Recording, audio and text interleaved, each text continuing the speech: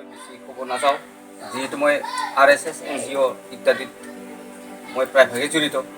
এতিয়া তেখেতে এটা কথা ভাষণত কৈছিলে যে দলৰ কথা কৈছিলে। আমি ৰাষ্ট্ৰীয় দলৰ মানুহ, কিন্তু ৰাষ্ট্ৰীয় দলৰ মানুহ হ'লেও আমি এতিয়া আমাৰ একো নাই। আমাৰ ককলাবাৰী মণ্ডলত, আমাৰ ককলাবাৰী সমষ্টিত বৰ্তমান একো নাই। এতিয়া চাপ'জ GSPৰ কথা তেখেতে কৈছিলে, UPPLৰ কথা কৈছিলে, BPFৰ কথা কৈছিলে। এতিয়া BPFটো UPPLকো মানে কিনাৰ কাৰণে চেষ্টা। ইতিমধ্যে GSPটো আৰু বিক্ৰীয়ে বুলি ক'ব পাৰি, এইটো কথা নিশ্চয় আমাৰ MC ডাঙৰীয়া গম পায়।